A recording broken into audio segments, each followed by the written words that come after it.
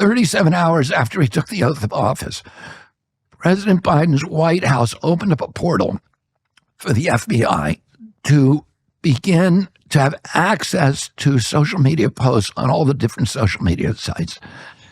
And the FBI then invited in the CIA, the DHS, the IRS, and CISA. CISA is this new agency that is the center of the censorship industrial complex that is in charge of making sure Americans don't hear things that their government doesn't want them to hear. And those agencies and other agencies, including the health agencies like CDC, were given access to go into the social media sites and change posts and slow walk things and shadow ban posts. That it was part of that effort. They removed my Instagram account. I had almost 1 million followers.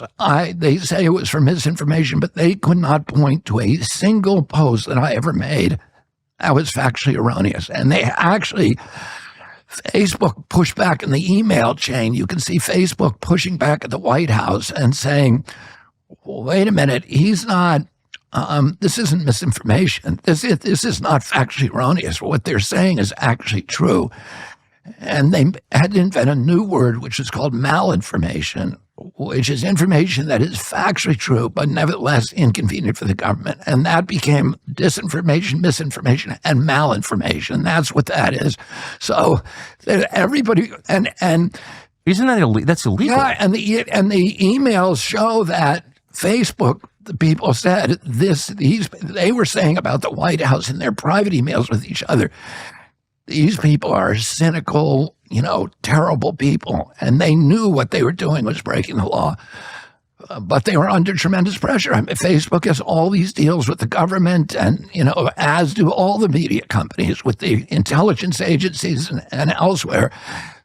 Plus, the White House was overtly telling them that they were going to, if they didn't comply, that their Section 230 immunity was in jeopardy.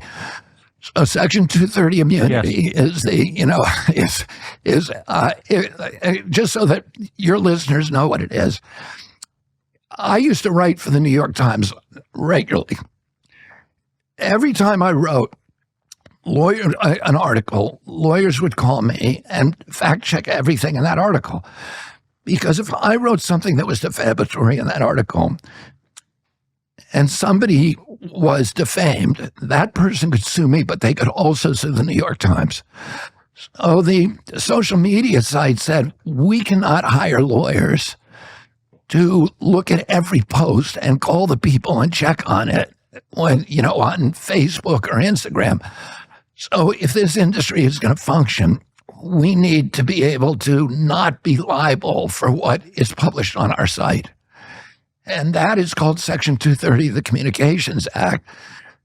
Congress said, if you are just a platform, a mere platform that for other people to publish, like Facebook is, like Instagram, like Twitter or X, that you're immune. Nobody can sue you. They can sue the person who wrote the post, but they can't sue Facebook.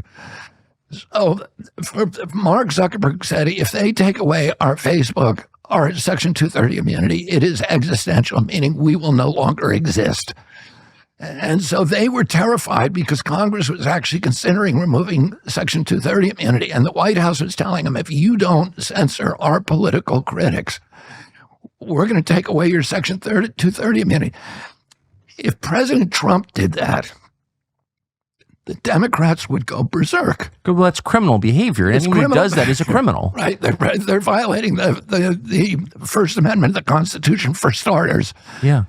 And so that's what happened. And, my idea is that if somebody does something bad, it shouldn't matter whether they're Democrat or Republican. I agree. It is, we should all be going after them, and we should be going after them as a society.